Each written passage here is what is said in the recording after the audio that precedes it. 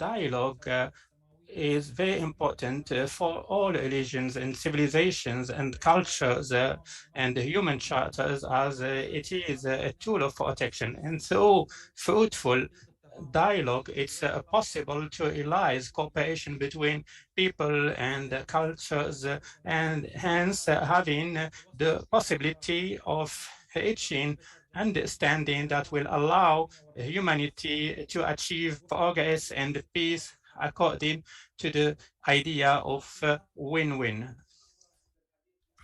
The dialogue, this dialogue of between religions is the way for us to find common grounds between adherents to different religions in order to achieve coexistence between all of them and avoiding exploitation of religions by extremists and spreading chaos and extremism to achieve suspicious goal after they imbue them with religion aspects. This is why enhancing dialogue between interfaith and between religion has become important.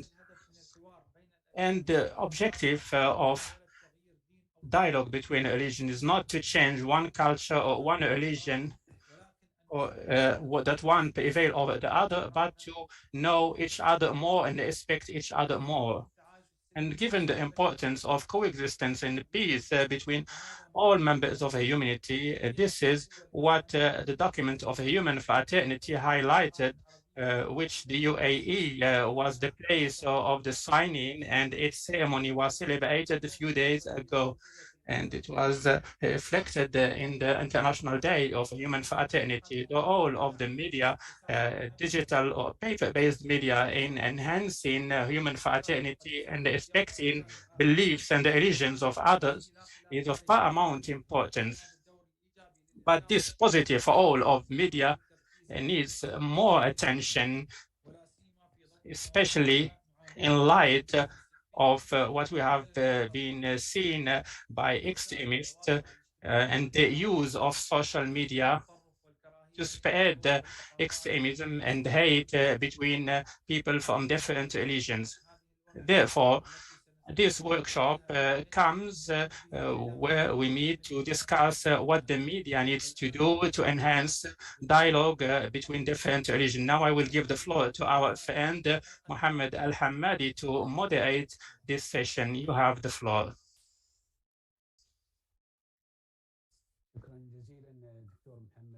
Thank you very much, Dr. Mohammed.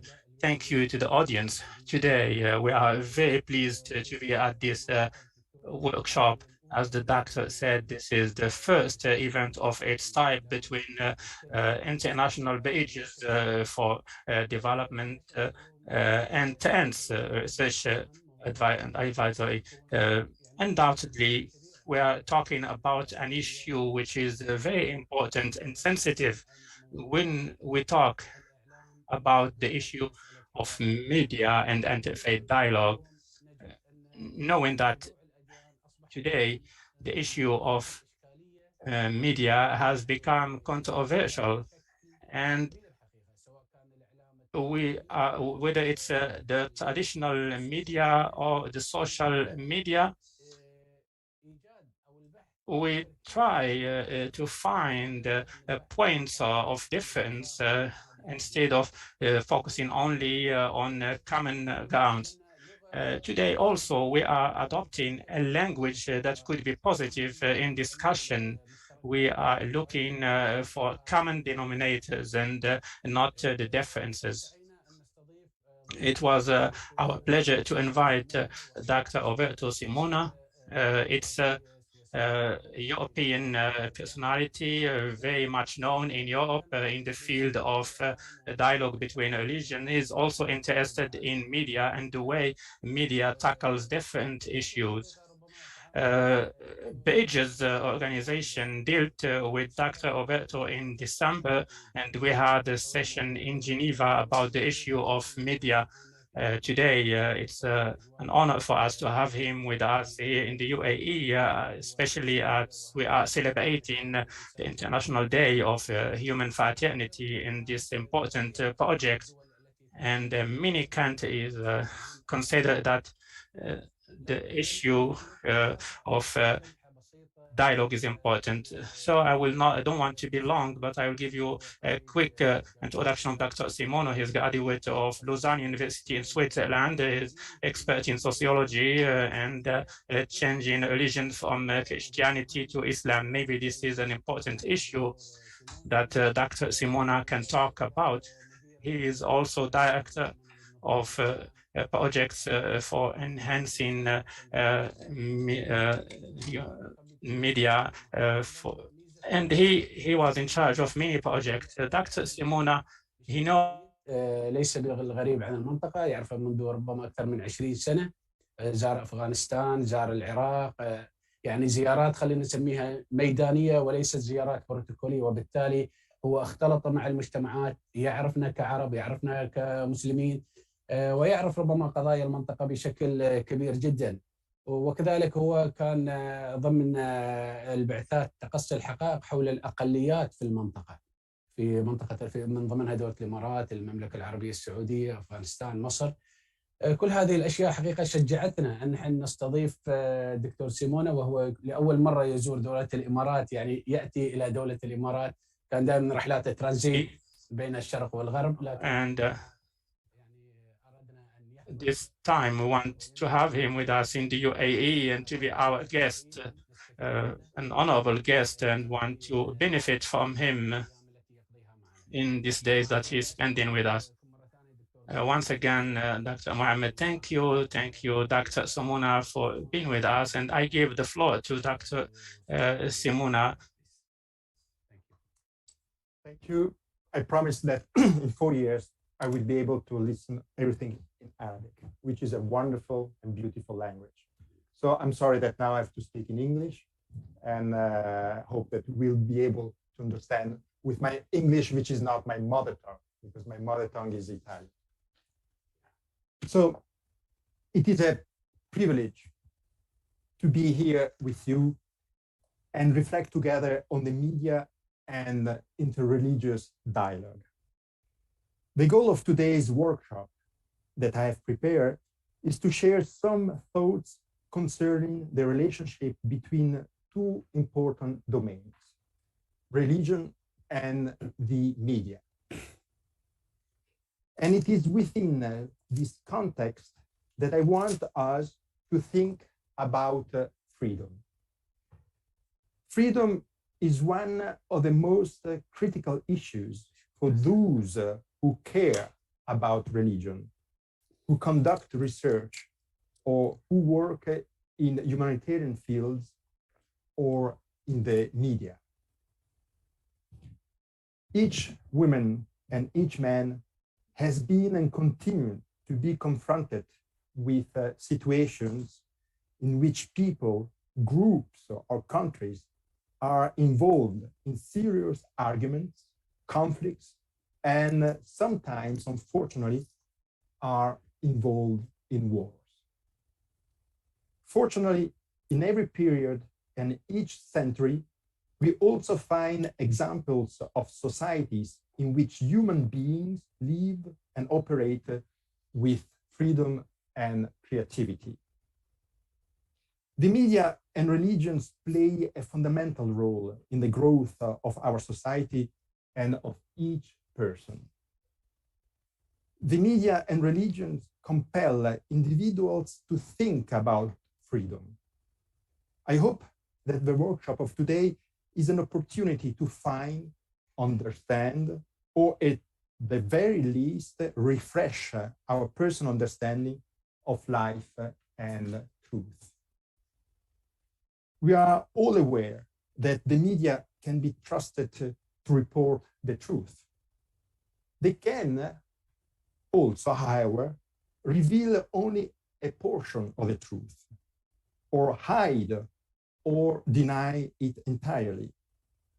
Religions, on the other hand, proclaim a world vision that man may or may not understand, one he may not wish to understand, one that, if he does understand, he may not embrace and obey. This perspective on religions and the media is the result of my experience working in humanitarian aid for more than 30 years with international organizations, as well as my ongoing intense personal study in the field with people from many backgrounds and cultures. To delve into this dichotomy more deeply, we will pay particular attention to the following questions. What are the challenges facing the media and religion in the 21st century? Definition meaning, what is interreligious dialogue? How can the media and religion change our society worldwide? How can you and I and other people of goodwill respond effectively to these questions and issues? Finally, we will end our session with some questions, suggestions, and debate.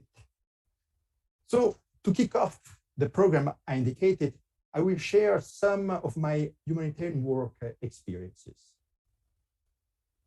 Many challenges in my life inspire, if not forced, me to explore the concept of freedom. It has been a life or death question for me. As a result, the study of freedom has played a significant role in my decision-making process. I'm thinking about my work, particularly in the humanitarian field and my academic and scientific research. Reading and studying works in fields as diverse as sociology, history, political science, philosophy, economics, and religion has expanded my knowledge of freedom. But first and foremost, my understanding of freedom is based on a personal testimony on people that I have met. I have encountered this witness to freedom in both war and peacetime situations, where women and men are forced to live in deplorable conditions. We must also not forget that people in wealthy countries like Switzerland, where I was born and live now, suffer from these same sorts of difficult circumstances as well. The development and progress of every human being is reliant on their concept of freedom. At some point in their life, everyone has encountered or will face persecution. As a result, one of the most important responses to dehumanization is freedom.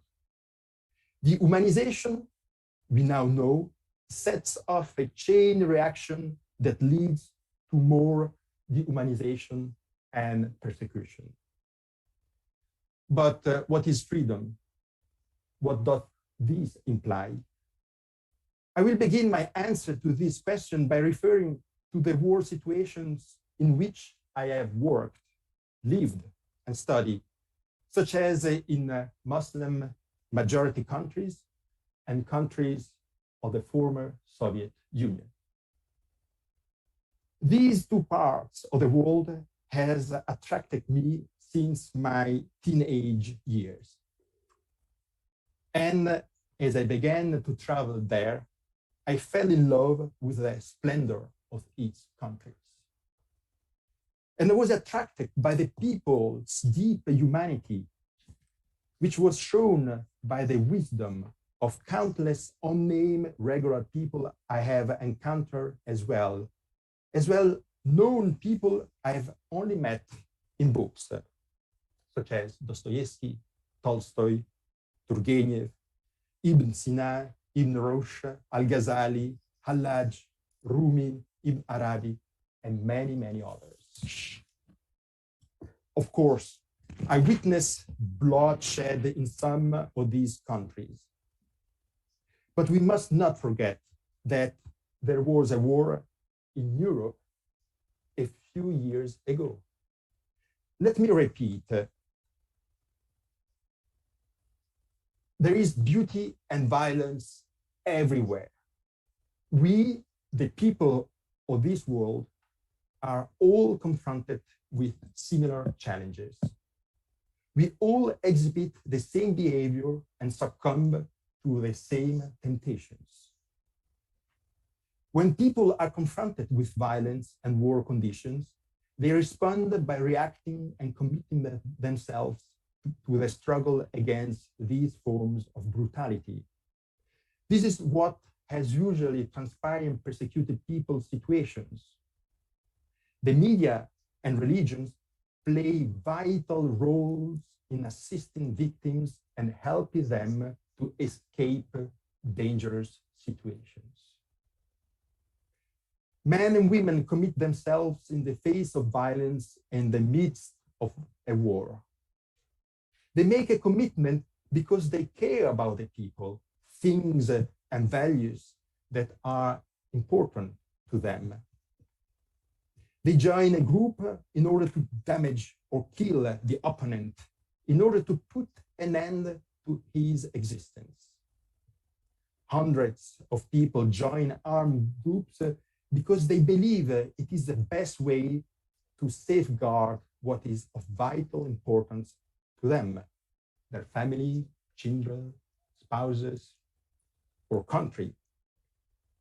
We commit ourselves to defend what we are or what we have become through our identity and religion. There are people that wage war, risk their lives, and are willing to kill for the cause they believe in. Others fight for the sake of gaining power and money. They usually have a strong desire to obtain or maintain power. They should strive to accomplish good while combating evil, but they don't care about this, or they do not think about this, and the ramifications of this are disastrous. All the people of our planet are implicated in this violence, each supporting the organizations that best suit their personal interests and definition of what is considered right.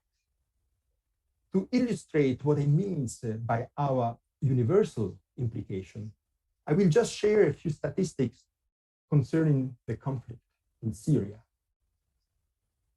The war has claimed the lives of around 500,000 people. Internally displaced individuals are estimated to number 6 million. There are 10 million people that rely solely on humanitarian assistance to survive. 4 out of every 5 Syrians live in distress. Nearly 60% of the population is unemployed. These statistics demonstrate how ideologies, as well as reckless and selfish economic choices, generate the conflict and persecution. This is what I call a cross-cutting persecution. We people, especially from the media, humanitarian field, people who believe in a religion, we must accept and acknowledge our own responsibility for the victims' suffering. Even if we are not directly responsible for the suffering person's situation. Such a view is essential for the restoration of true peace. A motto that comes to mind right now says, to love is to commit oneself. This slogan implies that everyone should take time to think about their actions and determine whether the concept of love matches to the true meaning of the word. The slogan, to love is to commit oneself, could serve as a wake-up call to consider the misery that our commitments, things which we perceive to be good and important, can inflict on others. In fact, persecutors think they are doing the right thing. I remember my first experiences in the humanitarian field. I was working for an organization that visited prisoners of war. My responsibilities included visiting these prisoners of war and ensuring that they were handled humanly. I vividly recall the first time I encountered some detainees who had suffered abuse. It was my first deployment in a war-torn country. It was one of the first times I had to talk to the prison authorities about these significant infractions. The persecutors, on the other hand, were living in a state of civil strife, insecurity, and economic hardship. They too had families and children, as well as the responsibility of feeding and protecting them. One of the most challenging times in my professional life was when I had to deal with these security officers. After I had exposed the unacceptable torture of the prisoners, one of the officers did not hesitate to accuse me of angelism and foolishness. For him, I was a good Swiss who had landed in a country at war. According to them, the prisoners had information that could save or could have saved thousands of people. The collection of this information, also through torture, could prevent attacks that would have caused victims among the civilian population, children, women, and the elderly. But in their reproaches, the officer were right about one thing. I was in a foreign country, and I was not concerned about having to defend people who could be my parents, my relatives, my friends. And yet, their emotional connection to the cause they were fighting for could not justify their behavior. I could feel it. It was a spiritual conviction born of my studies and life experience. Without this conviction, following that visit and my conversation with that officer, my commitment to humanitarian work may have come to an end. Is it possible to do good by doing evil in order to protect those you care about? This is not a new question. Many people have pondered it.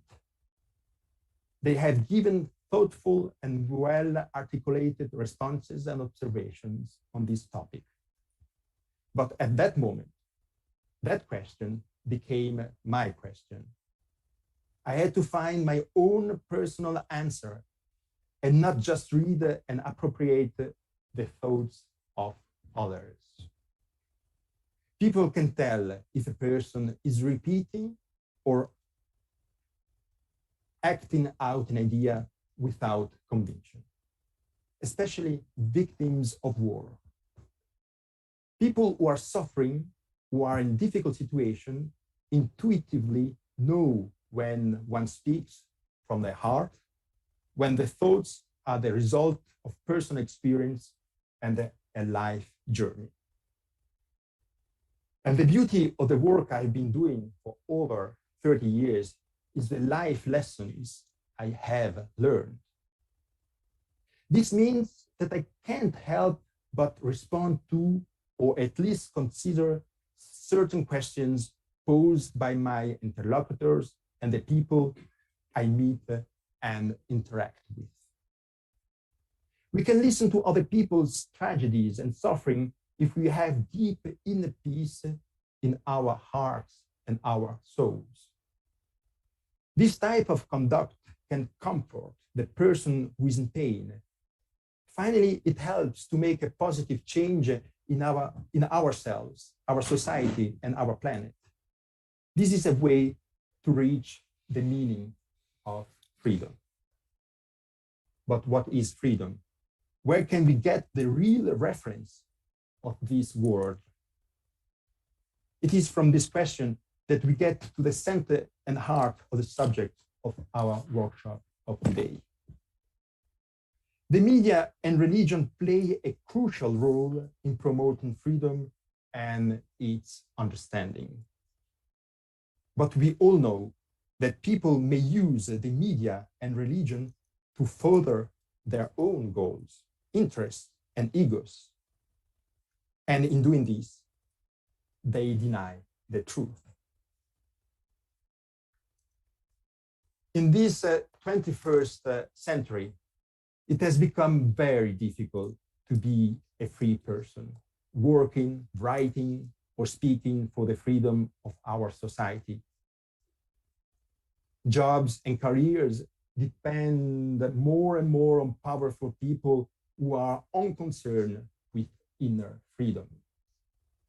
And it's because they don't understand inner freedom, because they lack a deep experience of the heart and spiritual introspection. The heart or soul, as you know, has nothing to do with sentiment or emotion. It has to do with God. The evolution and progress of technology favor an impressive and rapid diffusion of information and messages that can reach every corner of the globe. However, we must ask whether technology contributes to the progress of a person's inner life. Today, information is easily available and can be quickly found. We often risk a distorted perception of reality. The person acquires information through the fractal flow of images designed to irrationally manipulate thoughts and emotions. And in this manipulation, we risk making unthinking, biased judgments that unjustly denigrate persons and communities. What do the terms leftist, centrist, right-wing mean, for example? These are labels that are used to categorize what has been observed and perceived. More and more religions are popularly understood by context-less images that are created by media conglomerates or by the internet.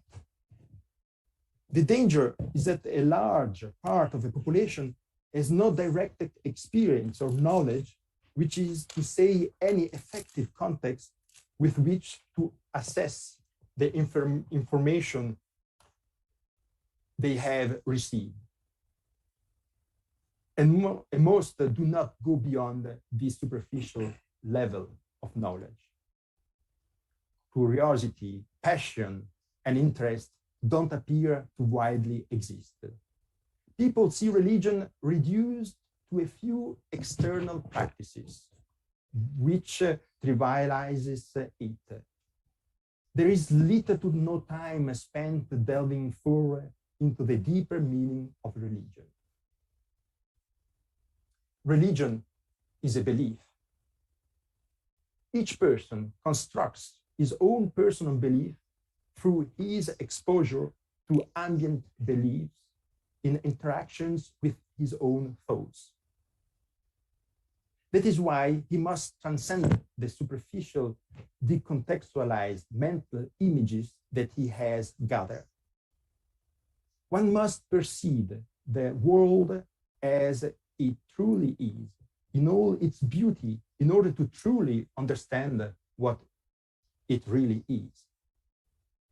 This is the human task facing every woman and man, every journalist, to move beyond, define, and trivializing received definitions. Only an open approach can reveal the profound meaning and value of interreligious conversation amongst individuals of different religions.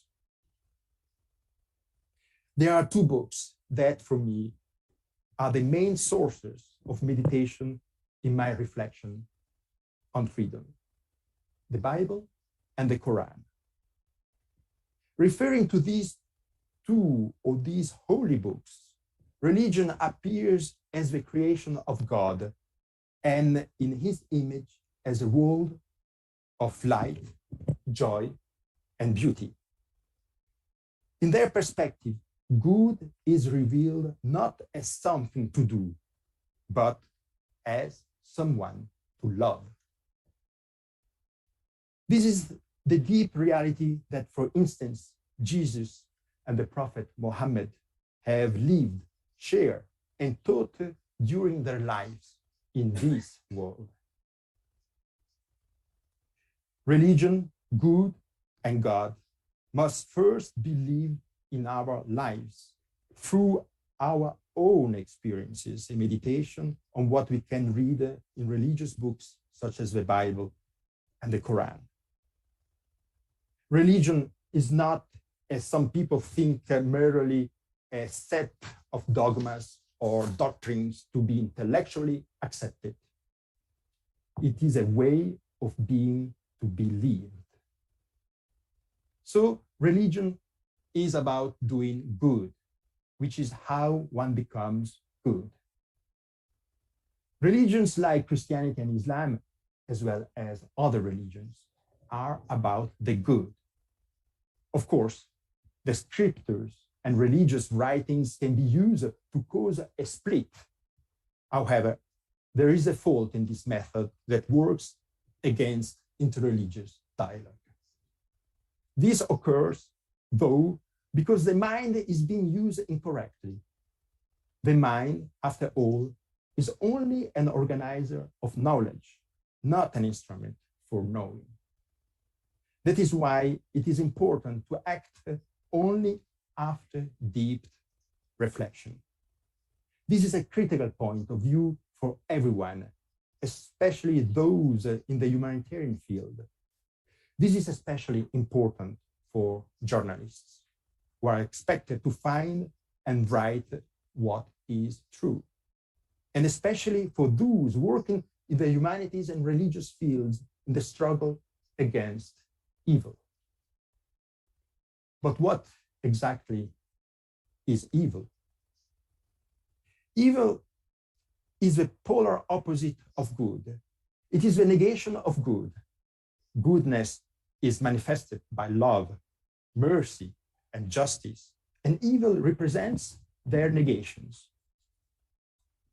In this perspective, evil entails a lack of concern for others. And this spiritual callousness is the critical driver of the deep drama of the 21st century. People in position of power, more than ever before, are unconcerned about others. They use people with cynical hypocrisy. They deceitfully maintain the pretense of goodness to accomplish their goals. This deception, which is intended to drive us apart and into conflict with another, is evil. Among my numerous overseas assignments, I recall one that confronted me with this logic. Many individuals in difficult situations, such as war, choose bad to defend good. I was in Africa to visit prisoners of war who had practices in mass killings. Among the prisoners, there was a woman whom I had the opportunity to meet several times and who had committed the worst horrors. She had mutilated, killed, burned dozens of people, among whom there were also children. But a while later, because of an overcrowding of the prisons, we are talking about tens of thousands of prisoners of war, the government decided to release a number of prisoners. And this lady benefited from the government's amnesty. I decided to approach her again and do an interview for a research project I was working on. She knew me well by now, and I felt that she had a trust in me. So I took the risk of asking her all the questions I had prepared in order to obtain a deep understanding of the phenomenon of violence. She was a Catholic who stated that she held her faith in high regard. My first thought was to try to comprehend how someone could come to that position and perpetrate the atrocities that this woman had committed. Her response shaped the rest of my career and spiritual life. Dear Roberto, she responded, you too would be capable of perpetrating the same horrors as would any other woman or man, Catholic or not, would be capable of doing the same evil. End of the quotation. Faced with such sin, do we know how to see our own sins, which are, of course, different from this lady? Can we be sure that in similar circumstances, we would not behave in the same manner as she did? Let's also have the courage to ask ourselves if it is possible we too could sink into such extreme violence, like this woman, like those thousands of people who kill or wound in the belief that they are defending the good. That is why we must be convinced, in my opinion, that the universal principles professed by all religions will never be exceptions. They are not negotiable. It is in situations of crisis that their application gives them their full meaning. And I'm not only talking about countries at war, but also about our everyday situations in the family, in schools, at work, in society. But how can we defend good with good without succumbing to violence? Is this still possible in today's world? I would like to share with you the answer given to me by an Iraqi woman. I met during my last mission to the Middle East. Because of the war, this Muslim woman had lost everything she held dear. Her parents, who were killed, her job, her house. She was beaten, tortured, raped before she was able to escape.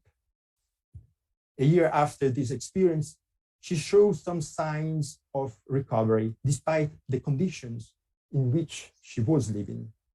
Her survival depended on the help provided by humanitarian organizations. This is what this woman told me, and I quote, "The Quran's words must be taken seriously. When we live in peace and wealth, as you do in Switzerland, or as we did in Iraq in the past, we must attempt to make the message of the love for God our own. Otherwise, our most ruthless instincts are far more likely to triumph over our principles and the message we are meant to provide to the world."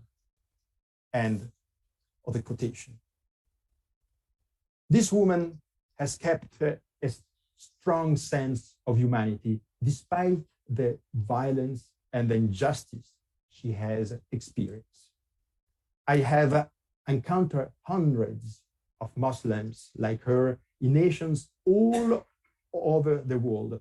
For example, in Tajikistan, Niger, Egypt, Syria, Switzerland, the United States, and many other countries. I got the opportunity to engage in genuine inter-religious discussion with these heroes, and I benefited from it. Since then, and since my first year-long life experience, which I began many years ago, I have begun to nourish my Christian faith also through Muslim faith and Islam. Since September 11, 2001, a substantial number of philosophers, intellectuals, and self-described humanists have remained silent about what can only be described as a concession of current reason to the imperatives of political correctness. Life, particularly during the past 100 years, has been obsessed with pragmatic action, profit, and power. Everything is assessed through a utilitarian calculation in which wealth, pleasure, and dominance are the only accepted ethical objectives. The interior life, everything spiritual, is only valued insofar as it advances the utilitarian objectives of mass, prosperity, and elite power. This systematic materialistic quest for power and wealth has made the intellectual demands of the search for meaning ever more taxing and difficult. Certain aspects of modern life magnify anti-humanism, corrupting and diminishing not only humanistic discourse, but also humanistic attitudes and humanistic culture. Zygmunt Bauman, a well-known sociologist, makes the reader aware that talents and technical knowledge have become more important than moral responsibility and spiritual insight. This is the reality of the 21st century, which presents our world and all of us with new challenges and new issues. Spiritual responsibility has been almost abolished by technological and scientific modernity. Pity, compassion, and shared passion have also been abolished. Support and help for the victims is technically obtained by isolating them in a world without neighbors, a world without community and friends. What are those countries, institutions, and organizations with abundant material and scientific resources doing to build a global network for the spread of humanistic culture? Do religions still have a role in our culture and people's life in the 21st century? These questions lead us to the third point of our workshop, which is religious freedom and conscience.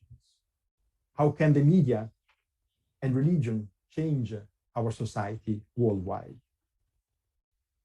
Since the 18th and 19th century, religion has increasingly been approached through a narrow intellectual and scientific field, while becoming increasingly less influential culturally, ever less impactful in people's lives. The beginning of the 21st century seems to be confronted with such persisting issues. More and more people without a critical historical memory, a growing social insecurity with extensions of unemployment and poverty. Such issues should, at least in theory, become challenging issues for religions. They should create new forms of social solidarity by relieving loneliness, misery, and exclusion. We must believe that people may perceive what is real, what is true, thanks to their conscience. But what is good and bad, what is real and false? It assesses what we have learned, experienced, and been taught. This ability to observe reality, this skill of discernment, is present in every human being. The fact that we all have this sensitivity is what allows us to live together in ethical harmony. On an ethical and societal level, conscience is the unifying factor that binds us together. People who seek power understand that power is bound by conscience in both its individual and social manifestations. Who can undermine power? Who can destroy injustice? Only those who choose the last place. It is what is written in books such as the Bible and the Quran. This means that poor people can play a key role in this society. But who or what is a rich or poor person? Remember, we have to be prudent with the meaning of words, both in the limitations of their denotations and in their infinite connotations. And with accuracy, simplicity, with clarity and lucidity, the Bible and the Quran show that those people who are the top are tempted to defend themselves, their identity, their privileges, and therefore have a radically individualistic attitude. People who care only about their power have no desire to change the situation. They are desperate for the world to remain as it is, or for it to be transformed according to their will and their desire. The poor, on the other hand, should be encouraged to understand that only by their conscience can their world and future be transformed. Abdul Ghaffar Khan, Mohandas Gandhi, Nelson Mandela are, in this sense, examples of what I'm saying. It is through their conscience that they changed society during the time they lived, leaving us an incredible testimony on what humanity is about.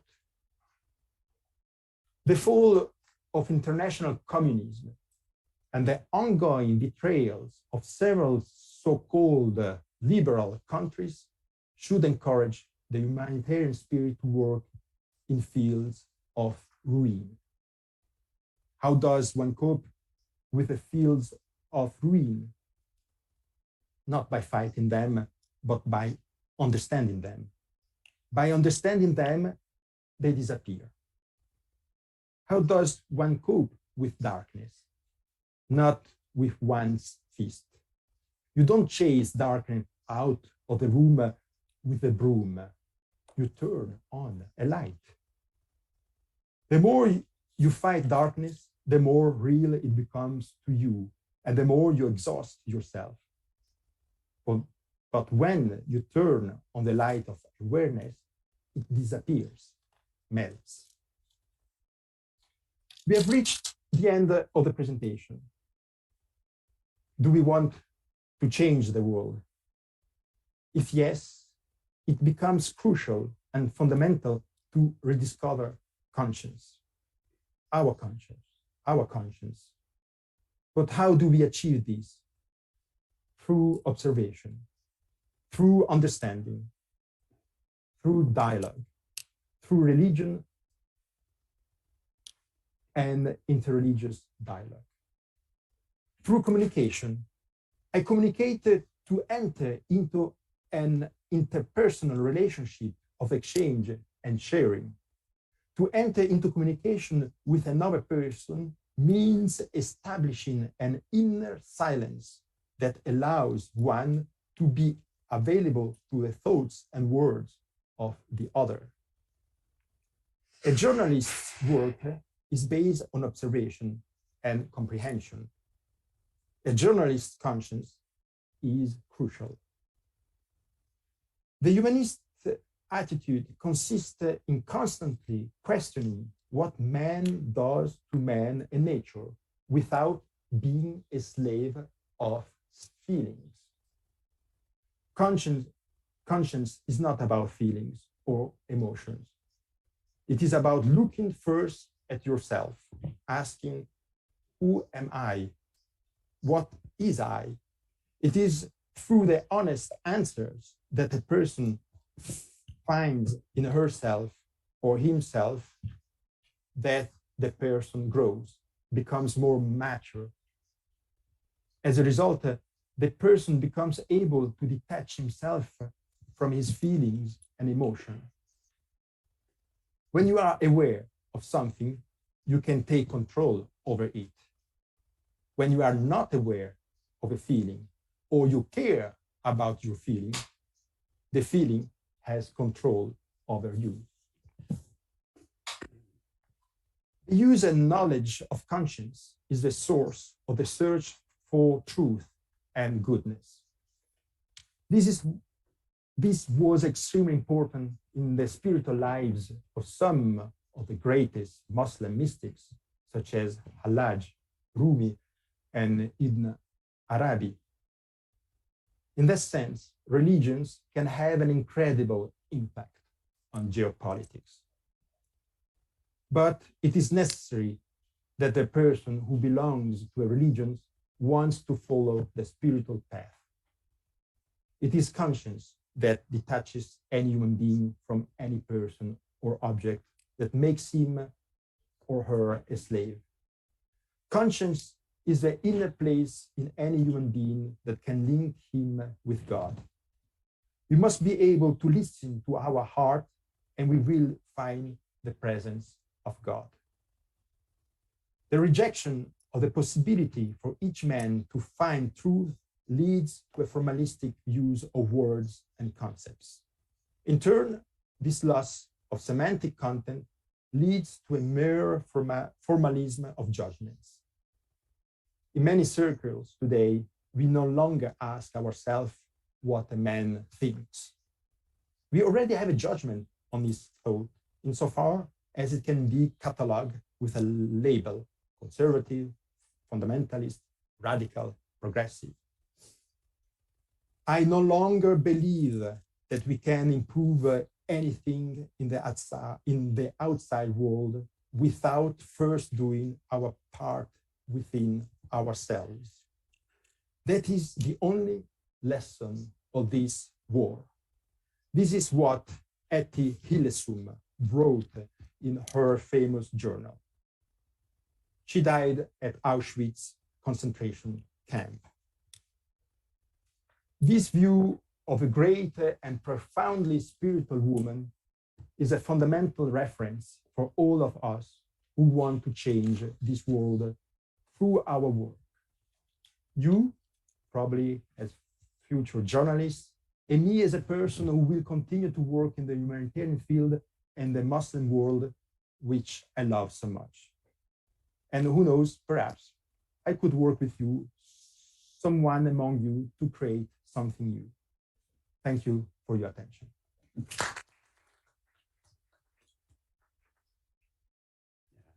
Thank you very much. شكرا جزيلا دكتور. Thank you so much, Dr.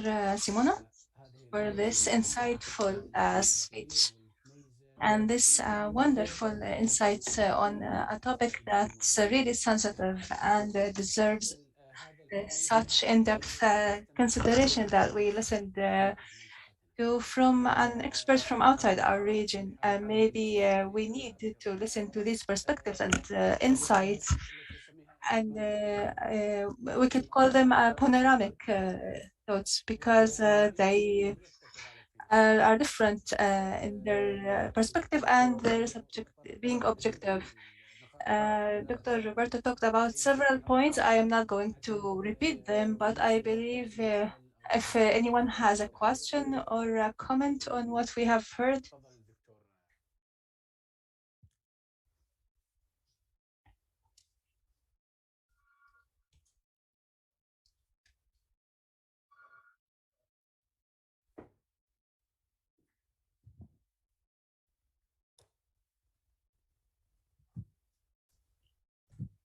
Thank you very much, Dr. Is it working? Is it? Yeah, it's okay. Okay. Thank you, Dr. Roberto, for this perspective. But I have two questions for you and one for Mr. Muhammad. The first one is the term interfaith. You said that you have to be prudent with the words that we use and the concepts. Don't you think that this is an exclusive term, like you are excluding people who are not religious, who do not have a faith?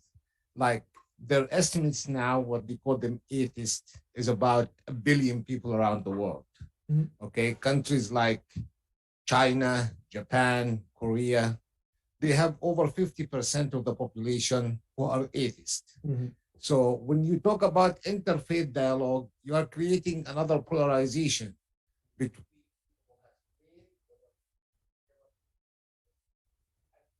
do not think people like agnostics, atheists, they are big out of polarization. Including 1 billion people out of 7. So shouldn't we to those people really that dialogue, or if you just have a religion, because you are creating another tension here in the society. That's my first question or objection to the term, if I call it. The second is, how do you overcome the basic concept of any religion, talking not just a Muhammad religion, that we, so that religion, are 100% right and the others are 100% wrong. That's the spinal cord, that's the core of any religion. A Hindu will look at the Buddhist that he is 100% correct and the Buddhist is 100% wrong. So how can you have a dialogue while this is the starting point? Like, I'm right 100% and you are wrong 100%, and then let's discuss the issue. How can you do that? My question to Mr. Muhammad, okay, if you want to direct, channel, guide the media, isn't that a sort of a censorship? And you are starting a slope in an unknown pathway. And what are the red lines? And who will decide those red lines? And are you slipping into a much broader issue of censoring free speech, censoring what people can say and what they cannot say? And where does it stop? And who decides where are the red lines? That's basically it. Thank you. Thank you. Shukran, Doctor. Answer the question. Thank you for your very important questions. And it's very important because I had to precise this. But remember, I gave a definition of religion. I said religion is a belief. So an atheist is something who believes that God doesn't exist. So he believes in something. But an atheist is someone at least thought about God. There is a difference between an atheist and a person who doesn't care at all, never thinks about God. He said he doesn't care. There is another terminology for this person who do not are not atheists. I forgot now the terminology. But an atheist is someone who said, no, I don't believe in God, but he took a decision not to believe in God. So he believes in something. And for me, what I learned from my life, because of course, all of you, at least I'm speaking about Switzerland, 95% of the population grow up with certain ideas which are inside yourself. And many ideas makes you a prisoner, makes you a prisoner. I discovered the beauty, when I'm speaking, I said before, the beauty of the former Soviet Union countries, of the Muslim countries. It was something that I discovered because I went there. And I saw beautiful people that taught me so much. For me, I learned so much. But if I stay with certain principles, I would never learn many things, you see. So what I'm saying, no, interreligious dialogue is open to all one who thought about God. And then you believe or you don't believe, this is not a point. But if you don't believe in, I know people who are atheists, I met them in the Soviet Union, who are wonderful people, who are doing beautiful things. It's not because myself, I believe in God, or because I'm a Christian, then I'm better than the other one. You see, I believe I'm Christian. Who cares?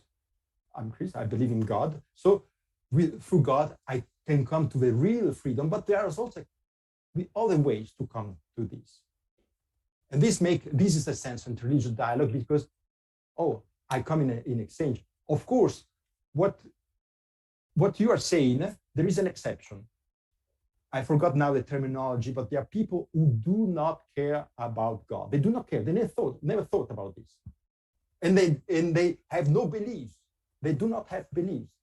The only beliefs they have is what I said before, is the materialistic things.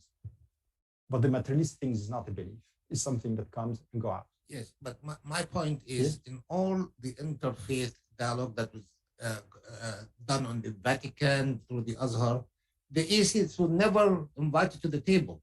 Yeah. It's a discussion between people who has faith in a certain religion or certain book, but 1 billion people out of the humanities are excluded.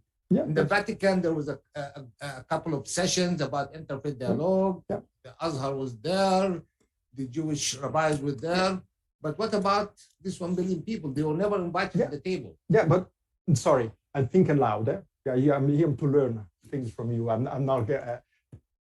I'm sorry. I'm saying something which is not very nice. I don't care about this. For me, interreligious dialogue is something else. Is people from different beliefs. We meet each other. We're not meeting to make write a book. We are here to learn from you together, and from the learning, from the friendship, from the love, we construct things. The problem is that for many years, we took the interreligious dialogue as a meeting of so-called intellectual people who have an expert. Okay, they're no. For me, what I gave my examples, I went in war situations. I went in Iraq. I met this woman who gave me an incredible learning of freedom. This woman who has been raped, has had violence, and she had an incredible inside herself sense of freedom that she gave to me, but she suffered a lot. So this was for me the interreligious dialogue where I learned something and I care now in my heart forever. It's not about the book to say, yeah, I know this book. No, this lady gave me a testimony that it's inside myself. And it happens, all of us sometimes, to become aggressive inside yourself, and you want to become violent. Well, myself, when I have this reaction, I think of this lady and say, wow, no, she didn't react for something much worse than I suffering, but I have to learn from her. This is interreligious dialogue, the real desire to be with other people, not to transform them, but to learn something from them. And then the world, God, will create something to do something together. This is what I believe in. This is the interreligious dialogue. This is the idea that I have a chance to learn something from you, and that I will keep in my heart. This is the interreligious dialogue for me. Thank you. Okay. There is a second, and I'll make a third. Do you have it?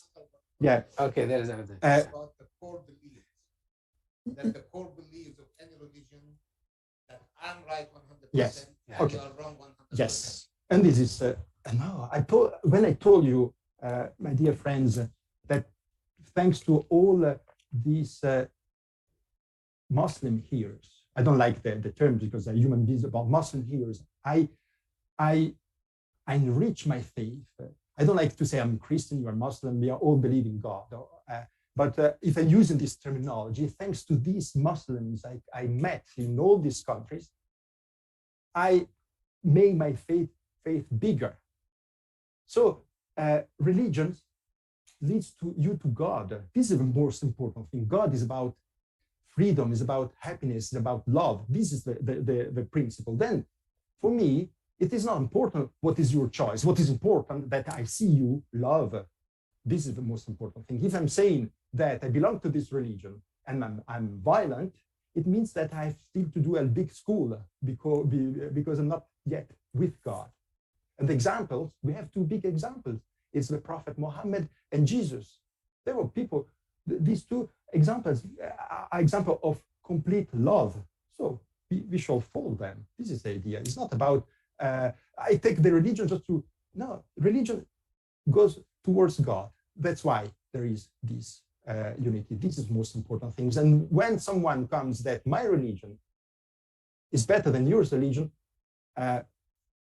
this brings nothing, and it's wrong. It's wrong because, once again, read the Quran, read the Bible, and these are wonderful holy books about love. Even I met people from other religions with a deep sense of humanity and love. So it means that they, through their religions, they went direction God, because God is love, beauty, and friendship.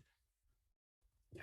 It's not theory what I'm saying. It's not theory. It's idealistic, but no, it's not idealistic. Disconnected from the reality of the ground. No. Wait, it's not idealistic because I met such people. If it would be idealistic, it would mean that it doesn't. Of course, there is a. Of course, we are living in a society, especially 21st century, where there is a lot of violence. It is the case, but it's the case because we do not believe in this real and not idealistic thing, real things of God. This is problem because I saw people in extreme, very difficult situation with a sense of love, and they were not more intelligent than me. They have a bigger heart, which is more important. Yeah. تريدني أجاوب بعد على السؤال؟ Yes, please. أوكي. طبعا نحن لما نتكلم عن الإعلام. When we talk about media, definitely we cannot control the media or tell them what to publish or say or not. I believe the role of media and the interfaith dialogue is to abide by the key ethical conventions and charters for work. I believe that media isn't supposed to evoke any sensations, violence or sectarian or other conflicts. The use of media and media people is sometimes abused in order to achieve specific political agendas, in order to involve media and issues that they are not supposed to be involved in. There are clear conventions for the media address towards minorities in general or religions. It's important to abide by those conventions.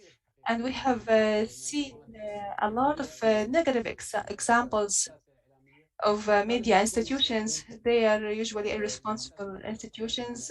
Some of them are major institutions, but they usually have specific ethics and principles that they have to comply to.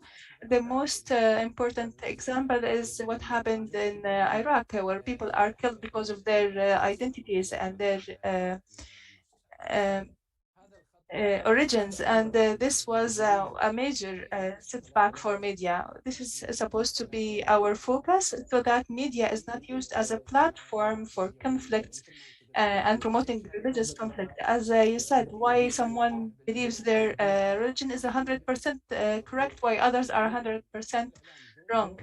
The role of media is to convey the message of accepting others and not to melt others, and it's important for us to see what happened when we talked about the Abrahamic conventions and accords. Some people talked about it as a new religion. It's a huge difference between the accords and the religion. Some media repeated the same term, although the idea is an accord and agreement, but someone came and called it the Abrahamic religion, and everyone started repeating that term, and that created a new problem. It's very important for media to abide by ethics in these issues, and we have to be in the correct position for media. Are there any other questions?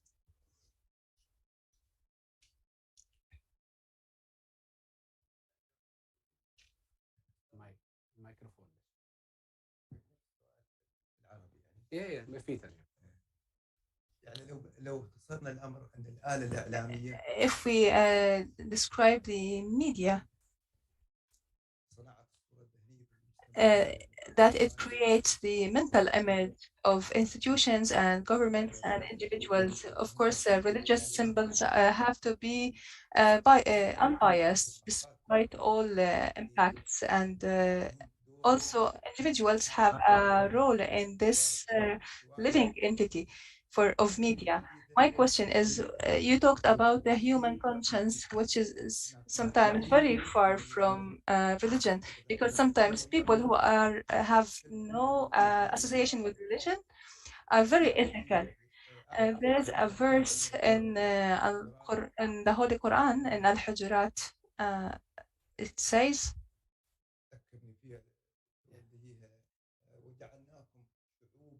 It says that we were created as tribes and different peoples in order to get to know each other, and that the best people are the ones who are most ethical and the most kind people.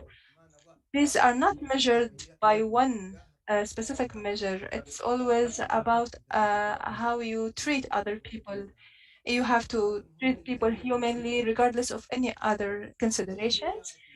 Religion came to in a specific geographical and historical context and emphasize some values. We have to go back to his theory that religions aid the dialogue, but the human conscience is what deepens the dialogue, and this term is always mentioned after each crisis, whether you have a religion or not, whether you believe or not. Well, and nothing to add. You said what actually I'm sharing. There is nothing to add. Thank you once again.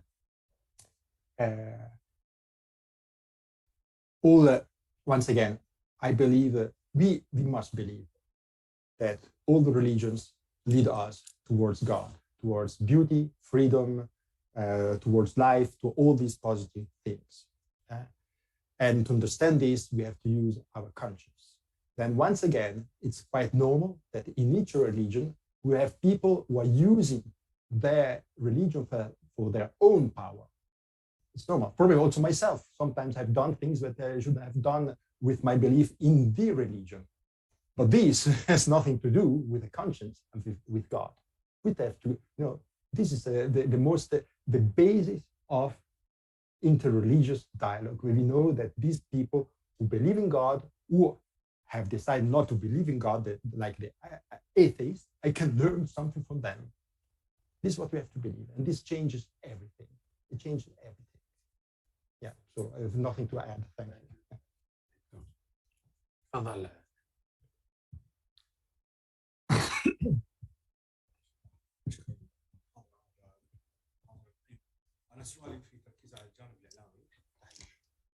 My question is about media. How do you view the media coverage in the Arab world in terms of the convergence of religions? The West, are they convinced that the Arab media is working towards the convergence of religion? Also, are we as Arab media people required to do more? Is there something else we need to do? I want to exclude the United Arab Emirates because I know it's doing perfectly, but I'm asking about the Arab media in general. It's interesting, your question, because just told me I made a scientific research about conversion. It's the first one that has been done, I would say, even worldwide. People, Muslims who became Christians, and Christians who became Muslims. I made such a research. I'm not a theologian. I made a research on the level of sociology. I did this in Switzerland. I met around, the book is going to be published this year in French in Switzerland. I met around 100 persons in Switzerland. And it took 10 years to do this research. Why 10 years? Because of course, when you meet someone, you need time to really, that the person is going to share what he feels. Now I'm going to say something, but it is my research. It's not, and what is interesting is that when I saw the path of these people, people who were Christians become Muslim, or Muslims who become Christian. This is the religious etiquette. But what was interesting, it was their behavior towards God. They were the same people, actually. You see what I understand? These people were Christians who became Muslims, and becoming Muslims, finally, they get in contact with God. They love it. And there was also the opposite. But what is interesting, it's not that someone became a Christian because he hated Islam. or someone became or the opposite. This is very interesting. That also, and now I'm speaking about the Western Europe and America. I'm not speaking about here. Often, the religions or the media were using the conversion of a person to show, look at how it's good this religion, how it's bad the other. No, in reality, the person converted to God, and thanks to the religion, they join God. You see, but I can explain the things in different ways. Say, I know this person became a Christian because he suffered, he hated the other religion. No, in the reality of all the people I met, there was just 1 or 2 cases who have made such a choice. But made such a choice, then it's to ask yourself, do you really love God? Because once again, when we have a hatred in ourselves, we have a problem. I speak also by myself. When I see that I have an aggression myself, I have a problem myself, not the other person. First of all, myself. You see, this is an interesting thing. Yeah, thank you. Yeah, تفضل.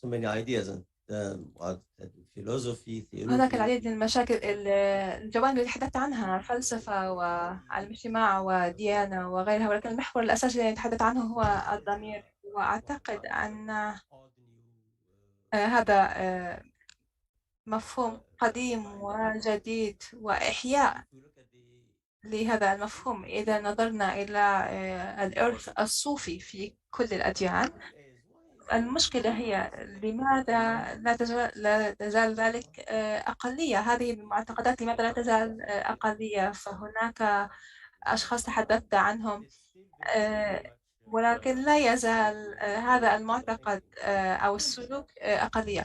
السؤال الثاني، هل يمكننا بالفعل الحديث عن الضمير الإنساني في أي دين؟ لأن كما تعرف بعض الأديان لديها تناقضات فيما بينها وليست متفقة على كل الجوانب، فهي جميعها بالطبع cherish the human consciousness, but also there are other things, in Christianity or all the religion of the book. At the same time, I would join my friend who spoke before. What about the other non-Middle Eastern religions? One of the 3 religions are Middle Eastern. So, what about Buddhism?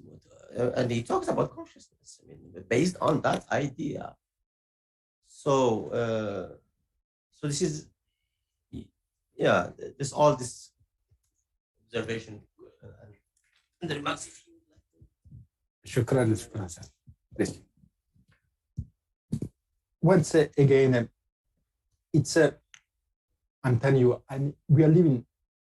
It is important to learn. في عالم من المهم فيه أن نتعلم من بعضنا البعض.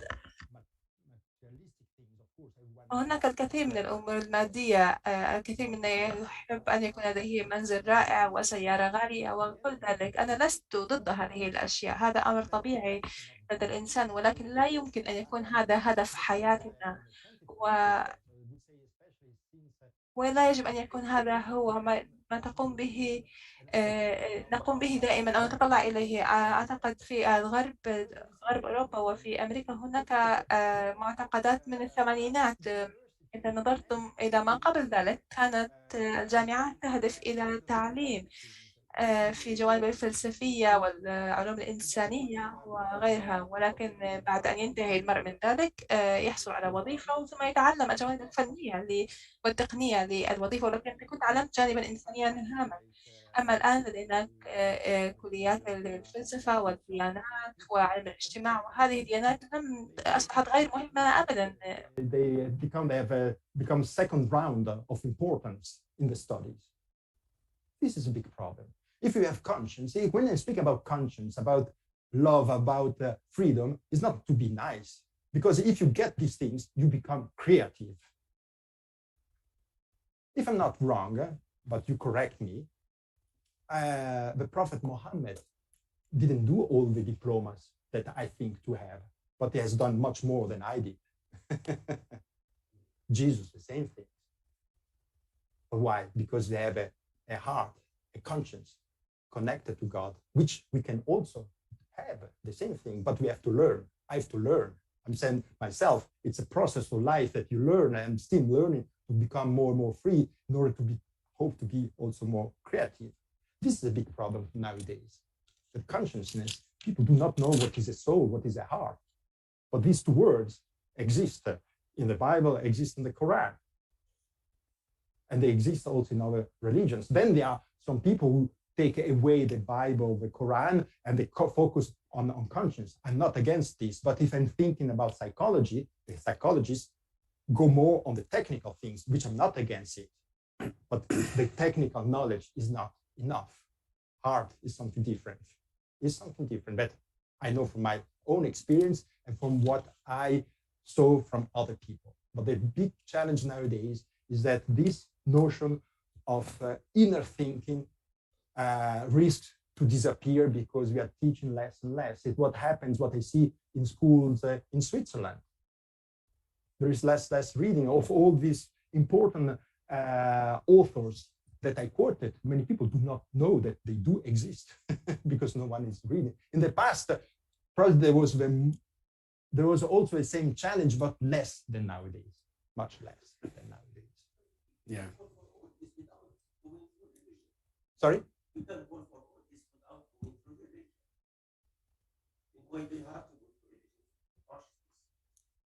But once again, I told you, he said about the atheists, I was not against the atheists. I said they believe in something, so they can go. I'm happy that I love Christianity and Islam. I'm happy because it opens me so much. I'm not going to impose to other people. I'm not. No, I'm not. Wait, I'm not myself. I'm not. I mean, to understand Christianity and Islam, wow, it takes so much time that if I'm going to add something, I don't have the time. But I'm not. I'm doing this because probably because it's an inspiration. Probably because it's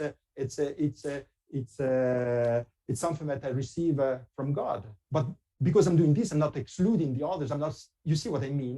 It's something that I'm happy. I'm happy to be. If I'm here with you, I thank God really in that sense. It's a happiness. Yeah. It's something like that. Thank you. نخلص الوقت يعني ما عليه دكتور نتكلم بعدين. معلش حاول كونتينيو بعد هذا يعني فبس عشان الوقت طولنا أخذنا نص ساعة زيادة. They took 30 minutes extra.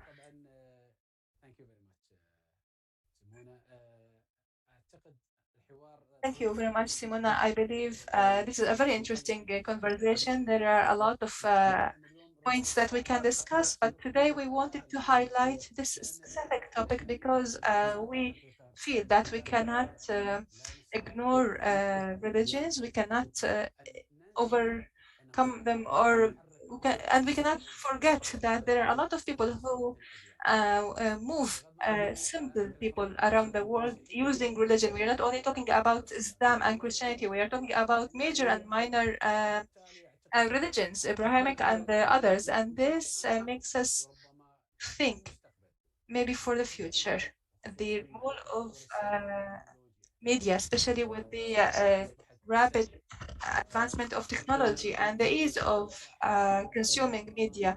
And we have seen probably organized campaigns, or maybe unorganized also, just to create issues and crises among followers of various beliefs and religions. And this is why one of our challenges in the 21st century is to how to address religions and how to avoid their abuse to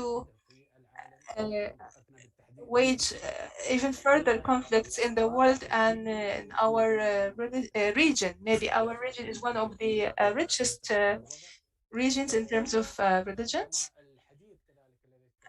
Also, as Dr. Simona said, we should focus on freedoms because Are we living a new era of better and more freedom, or are we entering a different era?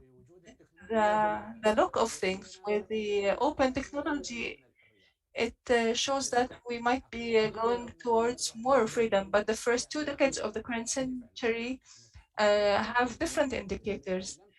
Maybe freedoms are not as they used to be before. Maybe in the past we used to talk about governments controlling the controlling freedoms, but now maybe multinational and cross-border companies are controlling the media. These issues require a really long discussion. But at the end of this symposium, I would like to thank Trends in my name and on behalf of Jusur Media and Development Center. Thank you so much, and we are pleased to be your guests here on this occasion, and we would like to be here for further discussions, hopefully. And would like to thank Dr. Simona for attending with us today. Thank you.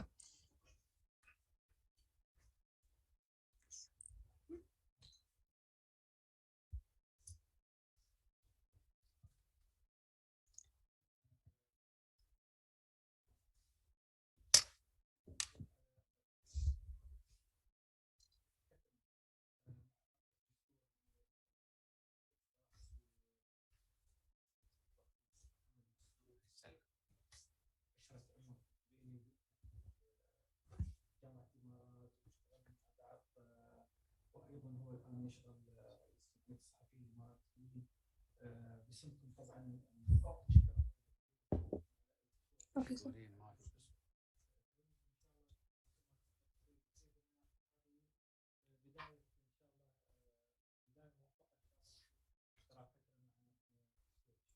مشكورين، شكرا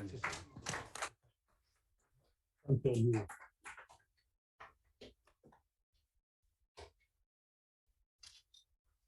خلاص